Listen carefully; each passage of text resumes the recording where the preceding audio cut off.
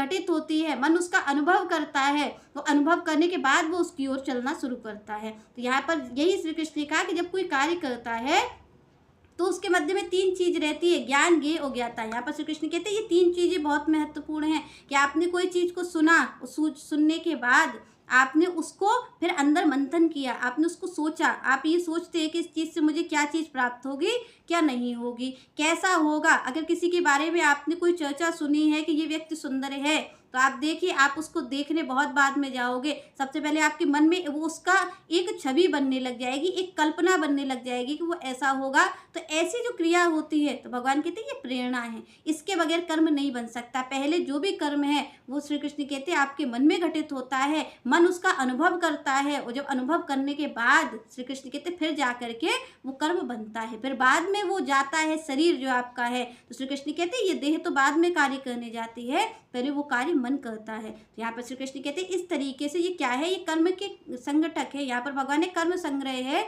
वो इन्हीं कारणों से होता है। अगर ये कारण ना हो तो श्री कृष्ण कहते हैं कोई कर्म बन ही नहीं सकता है, क्योंकि इसके मूल में यही कारण है कि पहले आपने किसी चर्चा को सुना और मन ने उसका चिंतन किया, पहले मन ने उसकी प्रेरणा दी आपको। अगर वो प्रेरणा नहीं हो, अगर मन आपको संकेत न करे उस चीज़ के लिए, तो आप और हम कोई कर्म नहीं करेंगे। क्यों? क्योंकि हमारे अंदर वो जो इच्छा प्रकट होती है, जो हमारे मन में भाव प्रकट होता है किसी के प्रति, जो अंदर से भाव होता है, जो प्रेरणा हमें मन करता है कि आपको इस चीज़ से ये चीज़ प्राप्त हो जाएगी। आप देखिए कोई भी चीज़ होती है तो जब मन क्या चीज़ आपको दिखाता है, मन यही दिखाता है कि इससे सुख की प्राप्ति हो जाएगी। आप और हम कोई अगर किसी का वर्णन सुन रहे हैं, किसी की सुंदरता का वर्णन सुन रहे हैं, किसी अच्छी खाने पीने की बात सुन रहे हैं, कुछ भी सुन रहे हैं, तो आप देखिए कि आपका मन उसमें सुख ढूंढेगा।